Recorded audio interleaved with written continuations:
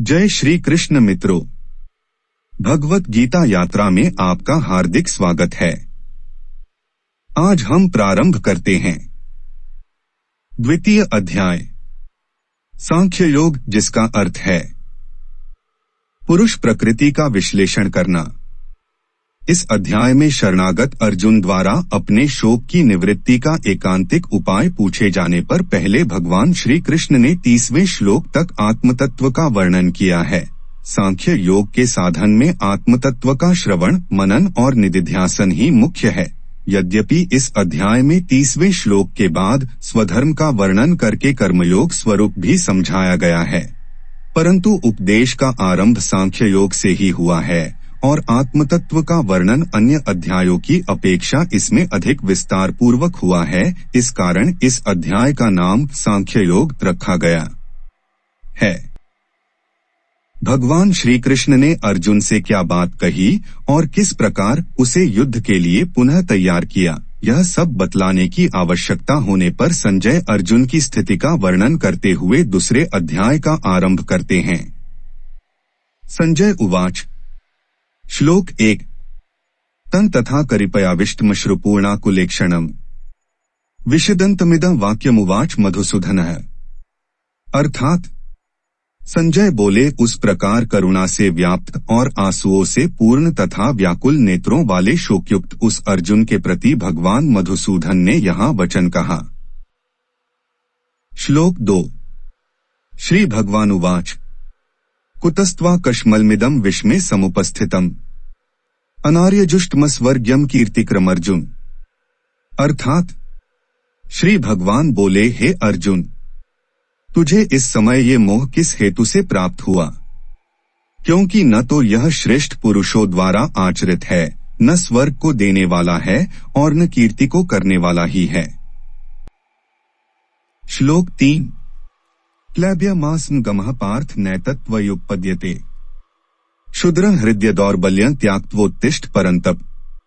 अर्थात इसलिए हे अर्जुन, नपुंसकता को मत प्राप्त हो, तुझमें यह उचित नहीं जान पड़ती, हे परंतप।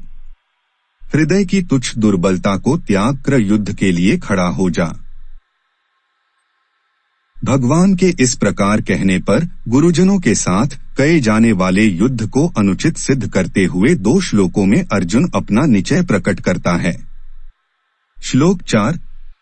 कथं भीष्मः संख्ये द्रोणं च मधुसूदन इषुभ्यः प्रतियोत्स्यामि पूजार्हावृसूदन। अर्थात अर्जुन बोले, हे मधुसूदन, मैं रणभूमि में किस प्रकार वाणों से भीष्म पितामह और द्रोणाचार्य के विरुद्ध लड़ूंगा, क्योंकि हे अरिसूदन, वे दोनों ही पूजनीय हैं। श्लोक 5। गुरुन् हत्वा हि महानुभावांक्षेयो भोत्कु भैक्ष्मपीह लोके हत्वार्थ कामास्तु गुरुनिहैव भुंजीय भोगान रुधिर प्रदिग्धान। अर्थात इसलिए इन महानुभाव गुरुजनों को न मारकर मैं इस लोक में भिक्षा का अन्न भी खाना कल्याणकारक समझता हूँ, क्योंकि गुरुजनों को मारकर भी इस लोक में रुधिर से सने हुए अर्थ और कामरूप भोगों को ही तो भोगूंगा। इस प्रकार अपना निश्चय प्रकट कर देने पर भी जब अर्जुन को संतोष नहीं हुआ और अपने निश्चय में शंका उत्पन्न हो गई, तब वे फिर कहने लगे। श्लोक 6। न चैतद्विद्मः कर्तन्नो गरियो यद्वा जयेम यदि वा नो जयेयुः यानेव हत्वा न जिजीविषामस्तेव स्थिताः प्रमुखे धार्तराष्ट्राः। अर्थात हम यह भी नहीं जानते कि हमारे युद्ध करना और न करना इन दोनों में से कौन सा श्रेष्ठ है, अथवा यह भी नहीं जानते कि उन्हें हम जीतेंगे या हमको वे जीतेंगे, और जिनको मारकर हम जीना नहीं चाहते वे हमारे आत्मीय धृतराष्ट्र के पुत्र हमारे मुकाबले में खड़े हैं। इस प्रकार कर्तव्य का निर्णय करने में अपनी असमर्थता प्रकट करने के बाद अब अर्जुन भगवान की शरण ग्रहण करके अपना निश्चित कर्तव्य बतलाने के लिए उनसे प्रार्थना करते हैं। श्लोक 7। कार्पण्य दोषोत स्वभावः पृच्छामि त्वा धर्म समूर्चेताः यच्छ्रेयः स्यान्निश्चितं ब्रूहि तन्मे शिष्यस्तेह शाधि मा त्वा प्रपन्नम। अर्थात इसलिए कायरता रूप दोष से उपहत हुए स्वभाव वाला तथा धर्म के विषय में मोहित चित्त हुआ मैं आपसे पूछता हूँ कि जो साधन निश्चित कल्याणकारक हो वह मेरे लिए कहिए, क्योंकि मैं आपका शिष्य हूँ, इसलिए आपके शरण हुए मुझको शिक्षा दीजिए। इस प्रकार शिक्षा देने के लिए भगवान से प्रार्थना करके अब अर्जुन उस प्रार्थना का हेतु बतलाते हुए अपने विचारों को प्रकट करते हैं। श्लोक 8 न हि प्रपश्यामि ममाप्नुद्याद्यक्षोष्णमिन्द्रियाणाम् अवाप्य भूमावस्पत्नमृद्ध राज्यं सूराणामपि चाधिपत्यम। अर्थात क्योंकि भूमि में निष्कंटक धन धान्य संपन्न राज्य को और देवताओं के स्वामीपने को प्राप्त होकर भी मैं उस उपाय को नहीं देखता हूँ जो मेरी इंद्रियों के सुखाने वाले शोक को दूर कर सके। इसके बाद अर्जुन ने क्या किया यह बतलाया जाता है। श्लोक 9 संजय उवाच एवमुक्त्वा हृषिकेशं गुडाकेशः परन्तप न योत्स्य इति गोविंद मुक्त्वा तूष्णी बभूव। अर्थात संजय बोले, हे राजन, निंद्रा को जितने वाले अर्जुन अंतर्यामी श्री कृष्ण महाराज के प्रति इस प्रकार कहकर फिर श्री गोविंद भगवान से युद्ध नहीं करूंगा यह स्पष्ट कहकर चुप हो गए। इस प्रकार अर्जुन के चुप हो जाने पर भगवान श्री कृष्ण ने क्या किया, इस जिज्ञासा पर संजय कहते हैं। श्लोक 10 तमुवाच ऋषिकेशः प्रहसन्निव भारत सेनयोरुभयोर्मध्ये विषिदन्तमिदं वचः। अर्थात हे भरतवंशी धृतराष्ट्र, अंतर्यामी श्री कृष्ण महाराज दोनों सेनाओं के बीच में शोक करते हुए उस अर्जुन को हंसते हुए से यह वचन बोले। श्लोक 11 अशोचानन वशोचस्त्वं प्रज्ञावादाश्च भाष्ये गतासून गतासूश्च नानुशोचन्ति पंडिताः। अर्थात श्री भगवान बोले, हे अर्जुन, तू न शोक करने योग्य मनुष्यों के लिए शोक करता है और पंडितों वचनों को कहता है, परंतु जिनके प्राण चले गए हैं उनके लिए और जिनके प्राण नहीं गए हैं उनके लिए भी पंडित जन शोक नहीं करते। भगवान आत्मा की नित्यता का प्रतिपादन करके आत्मा दृष्टि से उनके लिए शोक करना अनुचित सिद्ध करते हैं। श्लोक 12 न त्वेवाह जातु नासन न त्वनेमे जनाधिपाः न चैव न भविष्यमः सर्वे वयमतः परम। अर्थात न तो ऐसा ही है कि मैं किसी काल में नहीं था या तू नहीं था अथवा ये राजा लोग नहीं थे, और न ऐसा ही है कि इससे आगे हम सब नहीं रहेंगे। इस प्रकार आत्मा की नित्यता का प्रतिपादन करके अब उसकी निर्विकारता का प्रतिपादन करते हुए आत्मा के लिए शोक करना अनुचित सिद्ध करते हैं। श्लोक 13 देहिनोस्मिन् यथा देहे कौमारं यौवन जरा तथा देहांतर प्राप्तिर्धीरस्तत्र न मुह्यति।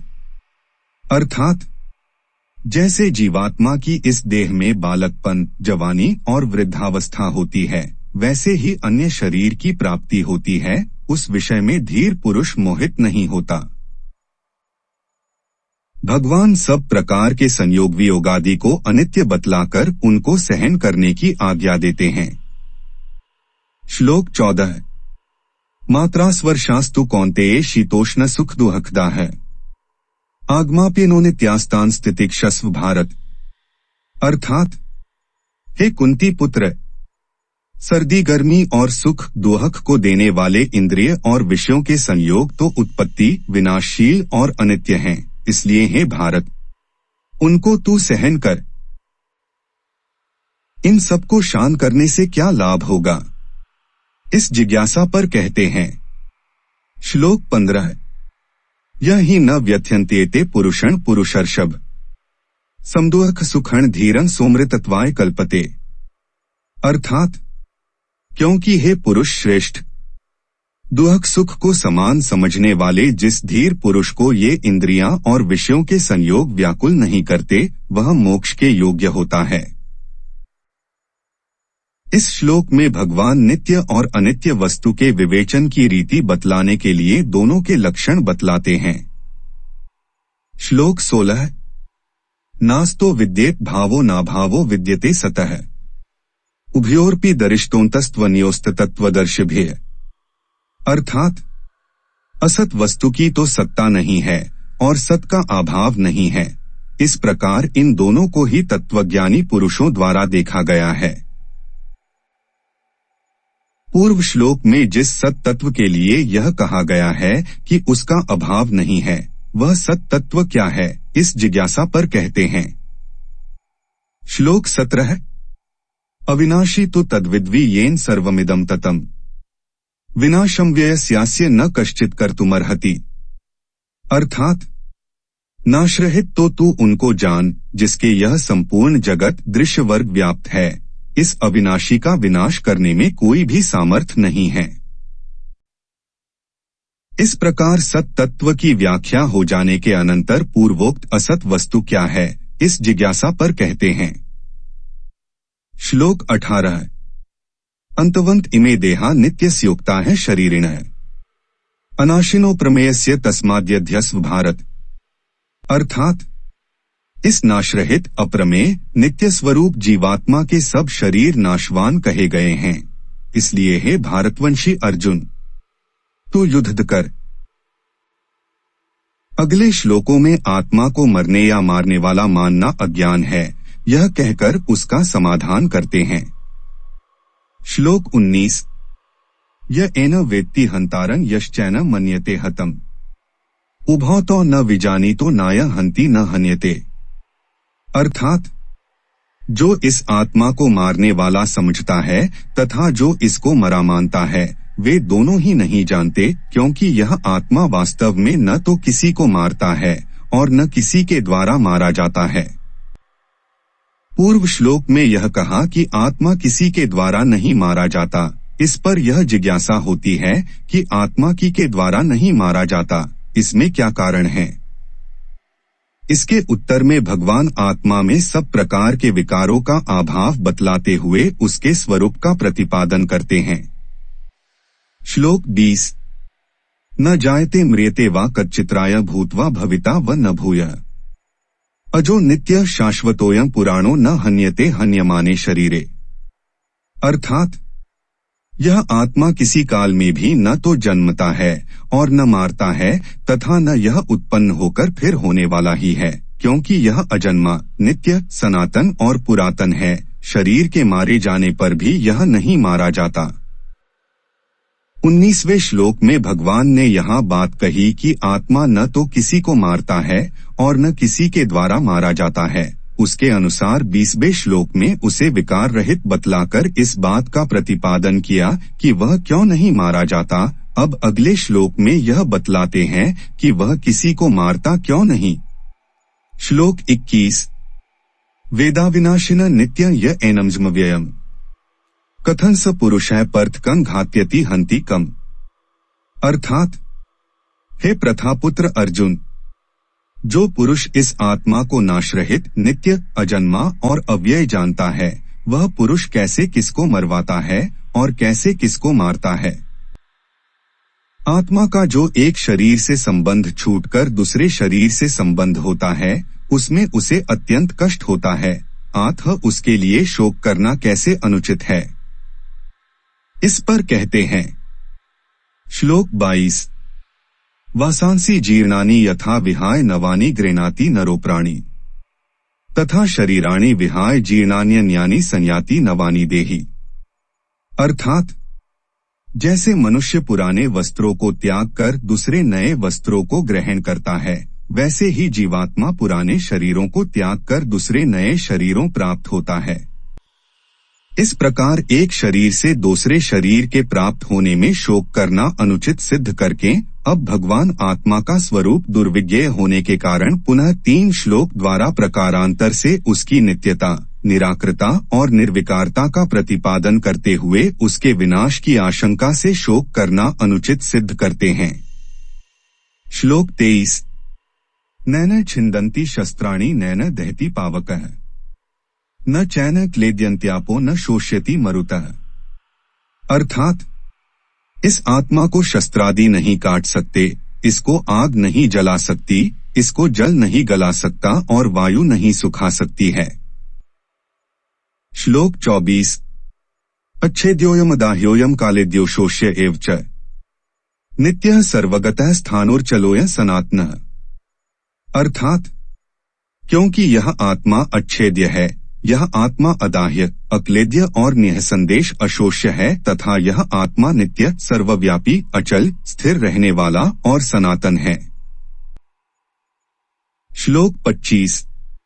अव्यक्त को यम चिन्त्योयम विकार्योयम उच्यते तस्मादेव विदित्वैनम नानुशोचितुमर्हसि। अर्थात यह आत्मा अव्यक्त है, यह आत्मा अचिंत्य है और यह आत्मा विकार रहित कहा जाता है। इससे हे अर्जुन, इस आत्मा को उपर्युक्त प्रकार से जानकर तू शोक करने के योग्य नहीं है, अर्थात तुझे शोक करना उचित नहीं है। उपर्युक्त श्लोकों में भगवान ने आत्मा को अजन्मा और अविनाशी बतलाकर उसके लिए शोक करना अनुचित सिद्ध किया। अब 2 श्लोकों के द्वारा आत्मा को औपचारिक रूप से जन्मने मरने वाला मानने पर भी उसके लिए शोक करना अनुचित है, ऐसा सिद्ध करते हैं। श्लोक 26।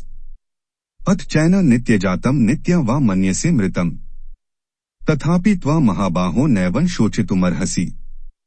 अर्थात किंतु यदि तू इस आत्मा को सदा जन्मने वाला तथा सदा मरने वाला मानता हो तो भी ये महाबाहो, तू इस प्रकार शोक करने को योग्य नहीं है। श्लोक 27। जातस्य हि ध्रुवो मृत्युर्ध्रुवं जन्म मृतस्य च तस्मात् परिहार्यर्थे न त्वं शोचितुमर्हसि। अर्थात क्योंकि इस मान्यता के अनुसार जन्मे हुए की मृत्यु निश्चित है और मरे हुए का जन्म निश्चित है, इससे भी इस बिना उपाय वाले विषय में तू शोक करने के योग्य नहीं है। पूर्व श्लोकों द्वारा जो आत्मा को नित्य, अजन्मा, अविनाशी मानते हैं और जो सदा जन्मने मरने वाला मानते हैं, उन दोनों के मत से ही आत्मा के लिए शोक करना नहीं बनता, यह बात सिद्ध की गई। अब अगले श्लोक में यह सिद्ध करते हैं कि प्राणियों के शरीरों को उद्देश्य करके भी शोक करने नहीं बनता। श्लोक 28। अव्यक्तकादीनि भूतानि व्यक्तकमध्यानि भारत अव्यक्त निधनान्येव तत्र का परिदेवना। अर्थात हे अर्जुन, संपूर्ण प्राणी जन्म से पहले अप्रकट थे और मरने के बाद भी अप्रकट हो जाने वाले हैं, केवल बीच में प्रकट हैं, फिर ऐसी स्थिति में क्या शोक करना है। आत्मतत्व अत्यंत दुर्बोध होने के कारण उसे समझाने के लिए भगवान ने उपर्युक्त श्लोकों द्वारा भिन्न भिन्न प्रकार से उसके स्वरूप का वर्णन किया। अब अगले श्लोक में उस आत्मतत्व दर्शन, वर्णन और श्रवण की अलौकिकता और दुर्लभता का निरूपण करते हैं। श्लोक 29।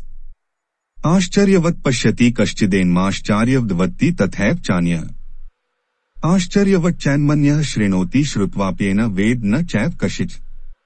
अर्थात कोई एक महापुरुष ही इस आत्मा को आश्चर्य की भांति देखता है और वैसे ही दूसरा कोई महापुरुष ही इसके तत्व का आश्चर्य की भांति वर्णन करता है तथा दूसरा कोई अधिकारी पुरुष ही इसे आश्चर्य की भांति सुनता है और कोई कोई तो सुनकर भी इसको नहीं जानता। इस प्रकार आत्म तत्व के दर्शन, वर्णन और श्रवण की अलौकिकता और दुर्लभता का प्रतिपादन करके अब आत्मा नित्य की अवध्य है, अतः किसी भी प्राणी के लिए शोक करना उचित नहीं है, यह बतलाते हुए भगवान सांख्य योग के प्रकरण का उपसंहार करते हैं। श्लोक 30। देहि नित्यं वध्योऽयं देहे सर्वस्य भारत तस्मात् सर्वाणि भूतानि न त्वं शोचितुमर्हसि। अर्थात हे अर्जुन, यह आत्मा सबके शरीरों में सदा ही अवध्य है, इस कारण संपूर्ण प्राणियों के लिए तू शोक करने को योग्य नहीं है। यहाँ तक भगवान ने सांख्य योग के अनुसार अनेक युक्तियां द्वारा नित्य, शुद्ध, बुद्ध, सम, निर्विकार और अकर्ता आत्मा के एकत्व, नित्यत्व, अविनाशित्व आदि का प्रतिपादन करके तथा शरीरों को विनाशी बतलाकर आत्मा के या शरीरों के लिए अथवा शरीर और आत्मा के वियोग के लिए शोक करना अनुचित सिद्ध किया। साथ ही प्रसंगवश आत्मा को जन्मने मरने वाला मानने पर शोक करने के अनौचित्य का प्रतिपादन किया और अर्जुन को युद्ध करने के लिए आज्ञा दी। अब 7 श्लोकों द्वारा क्षात्र धर्म के अनुसार शोक करना अनुचित सिद्ध करते हुए अर्जुन को उसके लिए उत्साहित करते हैं। श्लोक 31। स्वधर्मंपि चावेक्ष्य न विकंपितुमर्हसि, धर्म्याद्धि युद्धात् श्रेयोन्यत क्षत्रियस्य न विद्यते। अर्थात तथा अपने धर्म को देखकर भी तू भय करने योग्य नहीं है, यानी मुझे भय नहीं करना चाहिए, क्योंकि क्षत्रिय के लिए धर्मयुक्त युद्ध से बढ़कर दूसरा कोई कल्याणकारी कर्तव्य नहीं है। श्लोक 32।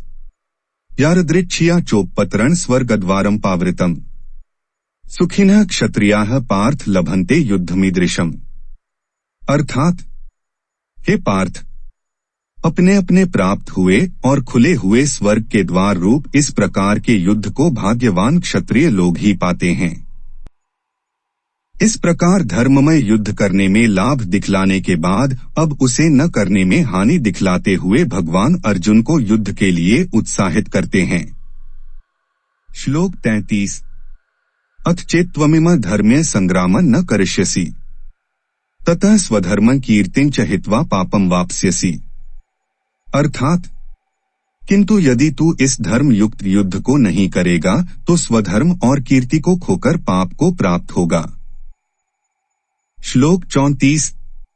अकीर्ति चापि भूताति कथयिष्यन्ति ते व्ययाम्, संभावितस्य चाकीर्तिर्मरणात्तिरिच्यते। अर्थात तथा सब लोग तेरी बहुत काल तक रहने वाली अपकीर्ति का भी कथन करेंगे और माननीय पुरुष के लिए अपकीर्ति मरण से भी बढ़कर है। श्लोक 35। भायाद्रणादु परतम मनस्यन्ते त्वां महार्था है, येषां च त्वं बहुमतो भूत्वा यास्यसि लाघवम्।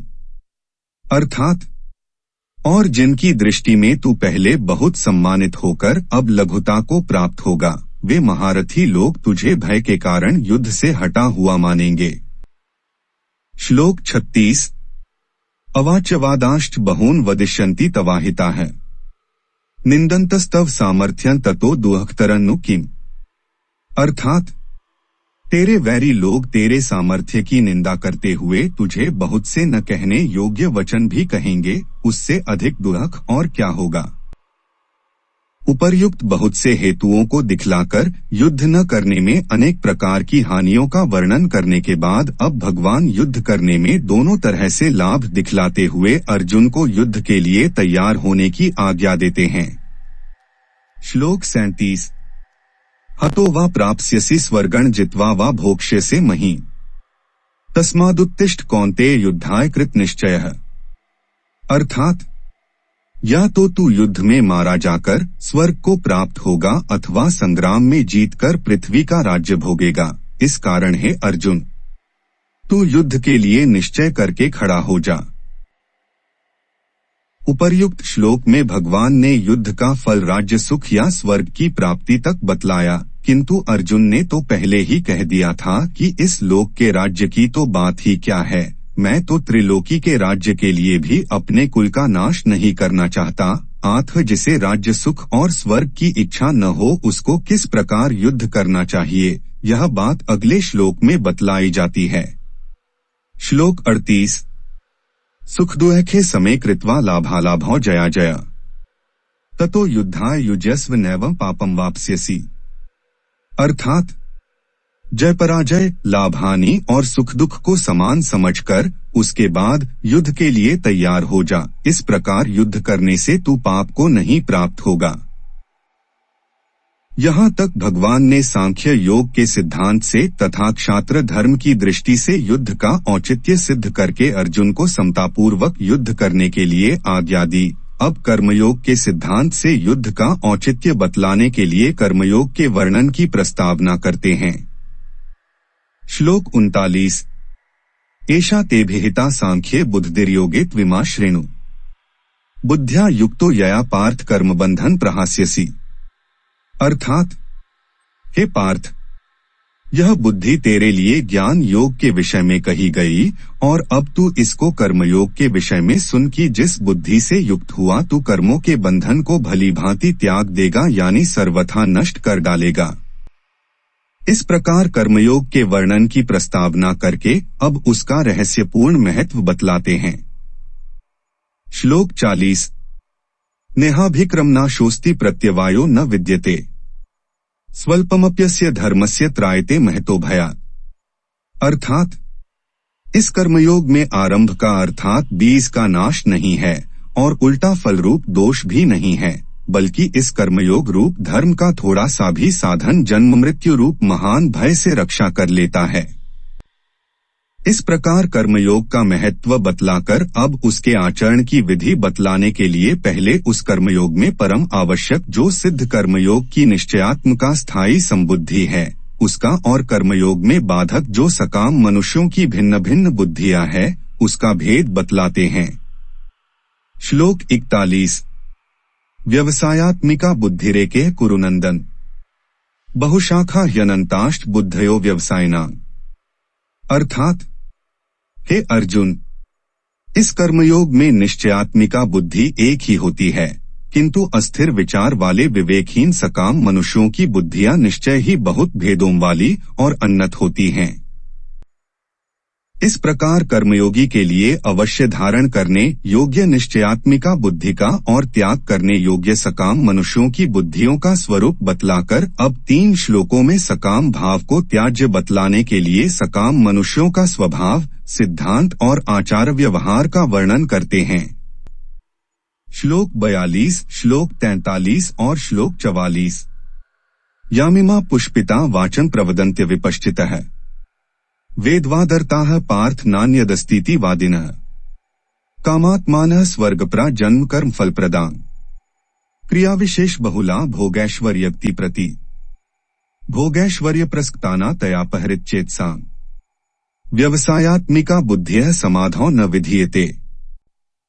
अर्थात श्लोक 42, श्लोक 43 और श्लोक 44 का अर्थ है, हे अर्जुन, जो भोगों में तन्मय हो रहे हैं, जो कर्म फल के प्रशंसक वेदवाक्यों में प्रीति रखते हैं, जिनकी बुद्धि में स्वर्ग ही परम प्राप्य वस्तु है और जो स्वर्ग से बढ़कर दूसरी कोई वस्तु ही नहीं है, ऐसा कहने वाले हैं, वे अविवेकी जन इस प्रकार की जिस पुष्पित यानी दिखाऊ शोभायुक्त वाणी को कहा करते हैं, जो कि जन्म रूप कर्म फल देने वाली एवं भोग तथा ऐश्वर्य की प्राप्ति के लिए नाना प्रकार की बहुत सी क्रियाओं का वर्णन करने वाली है, उस वाणी द्वारा जिका चित्त हर लिया गया है, जो भोग और ऐश्वर्य में अत्यंत आसक्त हैं, उन पुरुषों की परमात्मा में निश्चयात्मिका बुद्धि नहीं होती।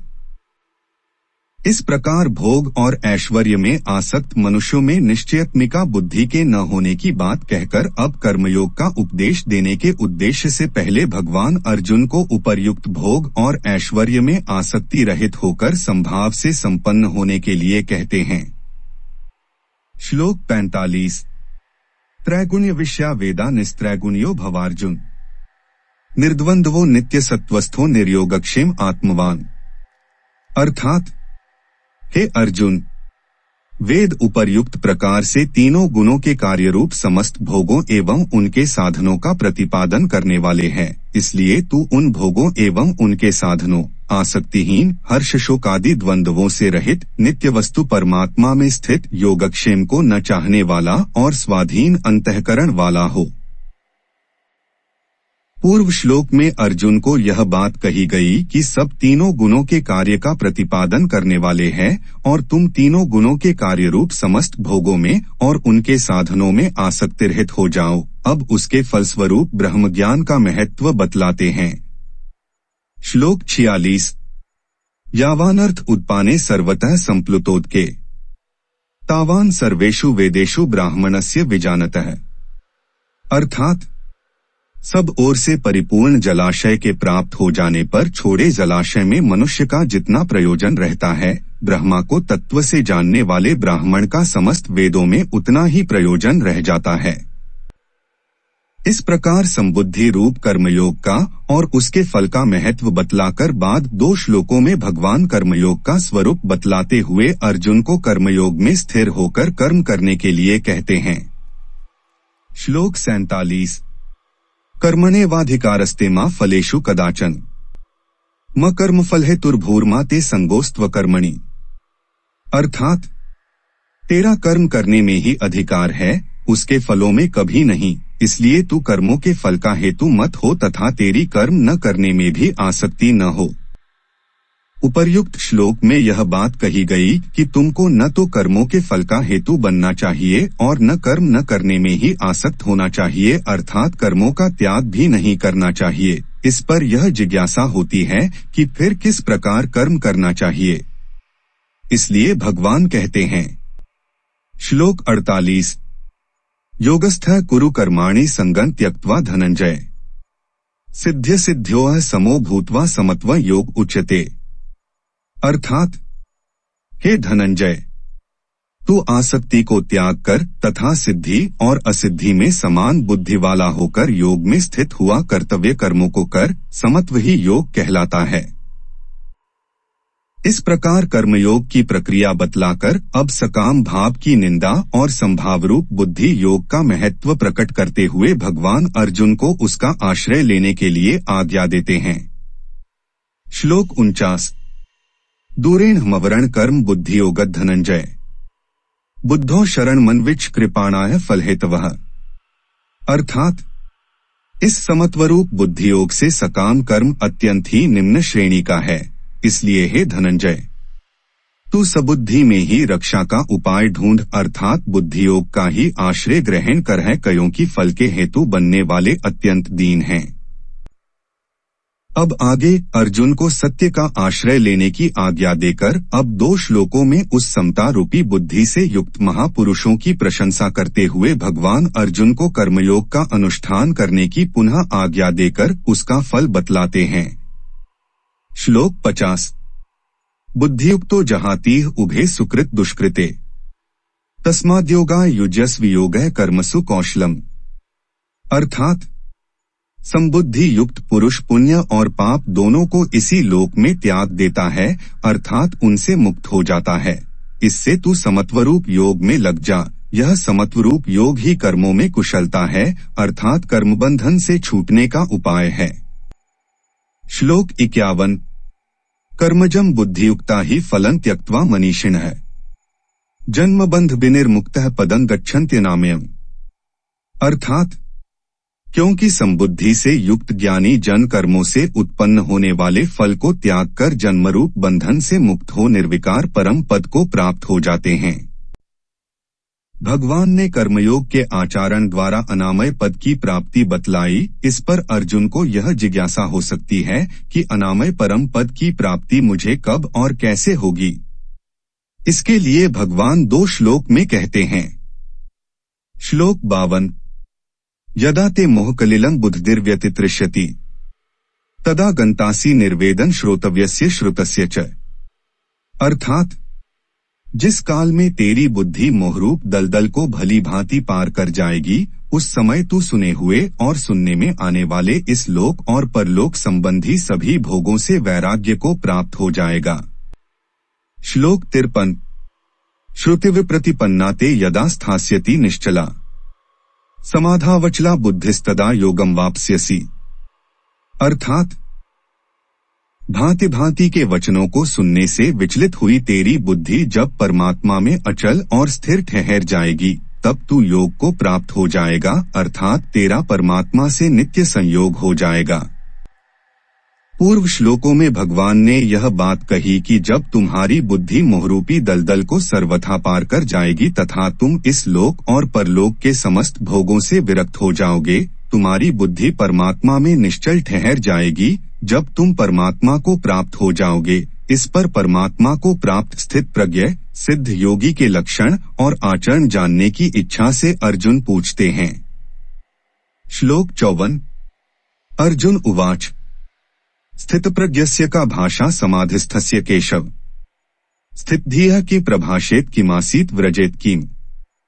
अर्थात, अर्जुन बोले, हे केशव, समाधि में स्थित परमात्मा को प्राप्त हुए स्थिर बुद्धि पुरुष का क्या लक्षण है? वह स्थिर बुद्धि पुरुष कैसे बोलता है, कैसे बैठता है और कैसे चलता है? पूर्व श्लोक में अर्जुन ने परमात्मा को प्राप्त हुए सिद्ध योगी के विषय में 4 बातें पूछी है। इन चारों बातों का उत्तर भगवान ने अध्याय की समाप्ति पर्यंत दिया है, बीच में प्रसंगवश दूसरी बातें भी कही है। इस अगले श्लोक में अर्जुन के पहले प्रश्न का उत्तर संक्षेप में देते हैं। श्लोक 55।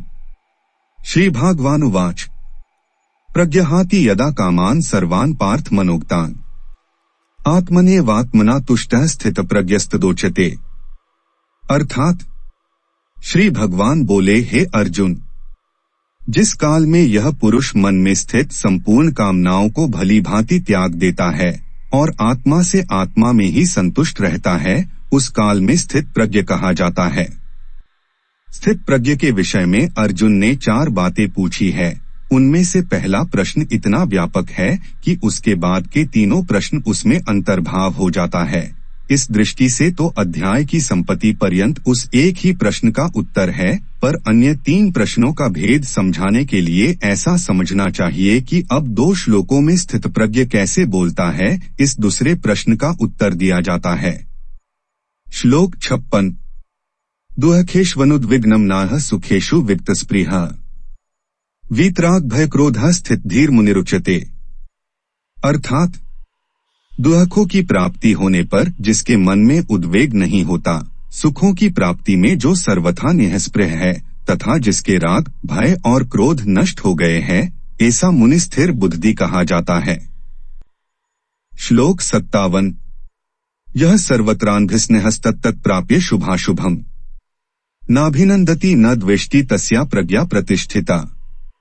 अर्थात जो पुरुष सर्वत्र स्नेहरहित हुआ उसे शुभ या अशुभ वस्तु को प्राप्त होकर न प्रसन्न होता है और न द्वेष करता है, उसकी बुद्धि स्थिर है।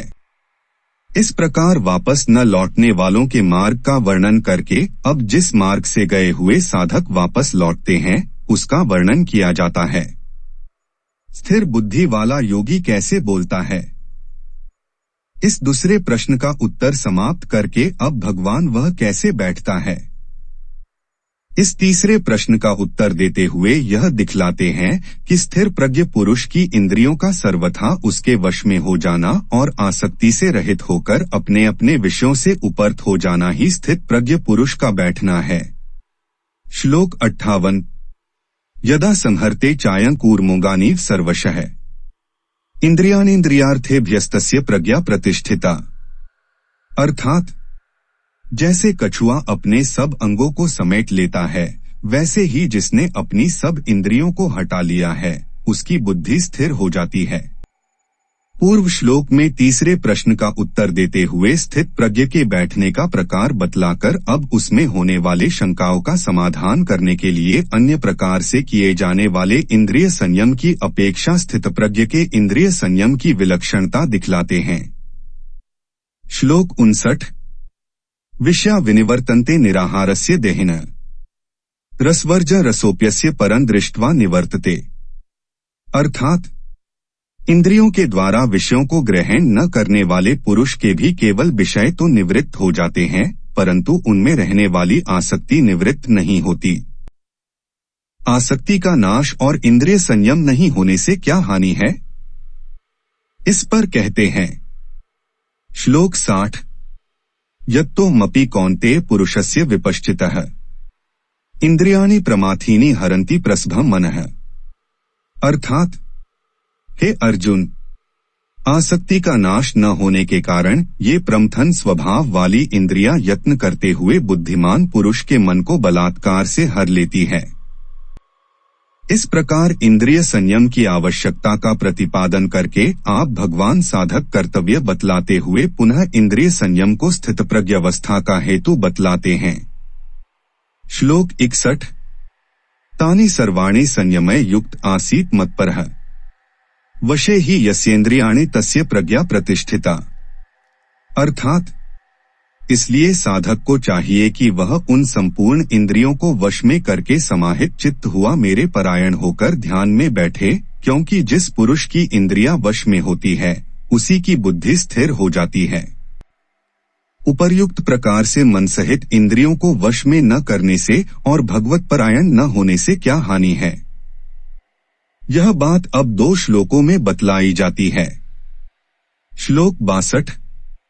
ध्यायतो विषयान् पुंसः संगस्तेषु जायते, संगात् संजायते कामः, कामात् क्रोधोऽभिजायते। अर्थात विषयों का चिंतन करने वाले पुरुष की उन विषयों में आसक्ति हो जाती है, आसक्ति से उन विषयों की कामना उत्पन्न होती है और कामना में विघ्न पड़ने से क्रोध उत्पन्न होता है। श्लोक 63। क्रोधात् भवति सम्मोहः, सम्मोहात् स्मृति विभ्रमः, स्मृतिभ्रंशात् बुद्धिनाशो, बुद्धिनाशात् प्रणश्यति। अर्थात क्रोध से अत्यंत मूढ़भाव उत्पन्न हो जाता है, मूढ़भाव से स्मृति में भ्रम हो जाता है, स्मृति में भ्रम हो जाने से बुद्धि अर्थात ज्ञान शक्ति का नाश हो जाता है और बुद्धि का नाश हो जाने से यह पुरुष अपनी स्थिति से गिर जाता है। इस प्रकार मन सहित इंद्रियों को वश में न करने वाले मनुष्य के पतन का क्रम बतलाकर अब भगवान स्थितप्रज्ञ योगी कैसे चलता है, इस चौथे प्रश्न का उत्तर आरंभ करते हुए पहले 2 श्लोकों में जिसके मन और इंद्रियां वश में होते हैं, ऐसे साधक द्वारा विषयों में विचरण किए जाने का प्रकार और उसका फल बतलाते हैं। श्लोक 64। रागद्वेष वियुक्तैस्तु विषयानिन्द्रियश्चरन्, आत्मवशैर्विधेयात्मा प्रसादमधिगच्छति। अर्थात परंतु अपने अधीन किए हुए अंतःकरण वाला साधक अपने वश में की हुई रागद्वेष से रहित इंद्रियों द्वारा विषयों में विचरण करता हुआ अंतःकरण की प्रसन्नता को प्राप्त होता है। श्लोक 65। प्रसादे सर्वदु अखाना हानिरस्योपजायते, प्रसन्नचेतसो माशु बुद्धियः पर्यवतिष्ठते।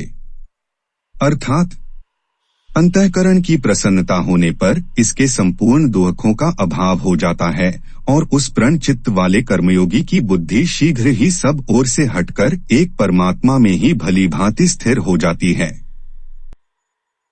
इस प्रकार प्रसन्नता और इंद्रियों को वश में करके अनासक्त भाव से इंद्रियों द्वारा व्यवहार करने वाले साधक को सुख, शांति और स्थिर प्रज्ञ को प्राप्त करने की बात कहकर अब 2 श्लोकों द्वारा इससे विपरीत जिसके मनेन्द्रिय जीते हुए नहीं हैं, ऐसे विषयासक्त मनुष्य में सुख शांति का अभाव दिखलाकर विषयों के संग से उसकी बुद्धि के विचलित हो जाने का प्रकार बतलाते हैं। श्लोक 66। नास्ति बुद्धिर्युक्तस्य न चायुक्तस्य भावना, न चाभाव्यतः शांतिर्शांतस्य कुतः सुखम। अर्थात न जीते हुए मन और इंद्रियों वाले पुरुष में निश्चयात्मिका बुद्धि नहीं होती और उस अयुक्त मनुष्य के अंतःकरण में भावना भी नहीं होती तथा भावनाहीन मनुष्य को शांति नहीं मिलती और शांतिरहित मनुष्य को सुख कैसे मिल सकता है। श्लोक 67। इंद्रियाणा हि चरता यन्मनोनु विधीयते, तदस्य हरति प्रज्ञा वायुर्नावमिवाम्भसि। अर्थात क्योंकि जैसे जल में चलने वाली नाव को वायु हर लेती है, वैसे ही विषयों में विचरती हुई इंद्रियों में से मन जिस इंद्रिय के साथ रहता है वह एक ही इंद्रिय इस अयुक्त पुरुष की बुद्धि को हर लेती है। इस प्रकार अयुक्त पुरुष की बुद्धि के विचलित होने का प्रकार बतलाकर अब पुनः स्थितप्रज्ञ अवस्था की प्राप्ति में सब प्रकार से इंद्रिय संयम की विशेष आवश्यकता सिद्ध करते हुए स्थितप्रज्ञ पुरुष की अवस्था की वर्णन करते हैं।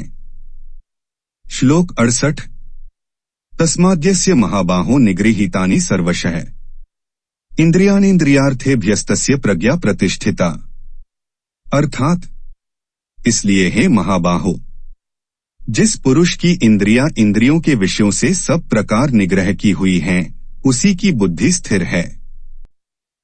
इस प्रकार मन और इंद्रियों के संयम न करने में हानि और संयम करने में लाभ दिखलाकर तथा स्थितप्रज्ञ अवस्था प्राप्त करने के लिए राग द्वेष के त्याग पूर्वक मन सहित इंद्रियों के संयम की विशेष आवश्यकता का प्रतिपादन करके स्थितप्रज्ञ पुरुष की अवस्था का वर्णन किया। अब साधारण विषयासक्त मनुष्यों में और मनेन्द्रियों का संयम करके परमात्मा को प्राप्त हुए स्थिर बुद्धि संयमी महापुरुषों में क्या अंतर है, इस बात को रात और दिन के दृष्टांत से समझते हुए उनकी स्वाभाविक स्थिति का वर्णन करते हैं। श्लोक 69। या निशा सर्वभूताना तस्या जागर्ति संयमी, यस्या जागृति भूतानि सा निशा पश्यतो मुनेः। अर्थात संपूर्ण प्राणियों के लिए जो रात्रि के समान है उस नित्य ज्ञान स्वरूप परमानंद की प्राप्ति में स्थित प्रज्ञ योगी जागता है, और जिस नाशवान सांसारिक सुख की प्राप्ति में सब प्राणी जागते हैं, परमात्मा के तत्व को जानने वाले मुनि के लिए वह रात्रि के समान है। इस प्रकार रात्रि के रूपक से ज्ञानी और अज्ञानियों की स्थिति का भेद दिखलाकर अब समुद्र की उपमा से यह भाव दिखलाते हैं कि ज्ञानी परम शांति को प्राप्त होता है और भोगों की कामना वाला अज्ञानी मनुष्य शांति को प्राप्त नहीं होता। श्लोक 70। आपूर्यमाणं चल प्रतिष्ठन् समुद्रमापः प्रविशन्ति यद्वत् तद्वत् कामा यं प्रविशन्ति सर्वे स शांतिमाप्नोति न कामकामी। अर्थात जैसे नाना नदियों के जल सब ओर से परिपूर्ण अचल प्रतिष्ठा वाले समुद्र में उसको विचलित न करते हुए ही समा जाते हैं, वैसे ही सब भोग जिस स्थित प्रज्ञ पुरुष में किसी प्रकार का विकार उत्पन्न किए बिना ही समा जाते हैं, वही पुरुष शांति को प्राप्त होता है, भोगों को चाहने वाला नहीं। स्थित प्रज्ञ कैसे चलता है? अर्जुन का यहाँ चौथा प्रश्न परमात्मा को प्राप्त हुए पुरुष के विषय में ही था, किंतु यह प्रश्न आचरण विषयक होने के कारण उसके उत्तर में श्लोक 64 से यहाँ तक किसी प्रकार आचरण करने वाला मनुष्य शीघ्र स्थित प्रज्ञ बन सकता है, कौन नहीं बन सकता, और जब मनुष्य स्थित प्रज्ञ हो जाता है उस समय उसकी कैसी स्थिति होती है, ये सब बातें बतलाई गईं। अब उस चौथे प्रश्न का स्पष्ट उत्तर देते हुए स्थित प्रज्ञ पुरुष के आचरण का प्रकार बतलाते हैं। श्लोक 71। विहाय कामान यह सर्वान पुमश्चरति निःस्पृह निर्ममो निरहंकार स शांतिमधिगच्छति। अर्थात जो पुरुष संपूर्ण कामनाओं को त्याग कर ममत रहित, अहंकार रहित और स्पृहारहित हुआ विचारता है, वही शांति को प्राप्त होता है, अर्थात वह शांति को प्राप्त है। इस प्रकार अर्जुन के चारों प्रश्नों का उत्तर देने के अनंतर अब स्थित प्रज्ञ पुरुष महत्व बतलाते हुए इस अध्याय का उपसंहार करते हैं। श्लोक 72। एषा ब्राह्मी स्थितियः पार्थ नैना प्राप्य विमोहमति स्थित्वास्यामंत कालेपि ब्रह्म निर्वाण मृच्छति। अर्थात हे अर्जुन, यह ब्रह्मा को प्राप्त पुरुष की स्थिति है, इसको प्राप्त होकर योगी कभी मोहित नहीं होता और अंत काल में भी इस ब्राह्मी स्थिति में स्थित होकर ब्रह्मानंद को प्राप्त हो जाता है। इसी अंतिम श्लोक के साथ अध्याय 2 सांख्य योग समाप्त होता है और आगे मिलते हैं अध्याय 3 कर्म योग के साथ। संपूर्ण गीता यात्रा में सम्मिलित होने के लिए तथा अध्याय 3 कर्म योग सुनने के लिए चैनल को लाइक और सब्सक्राइब करें। नमस्कार मित्रों, जय श्री कृष्णा।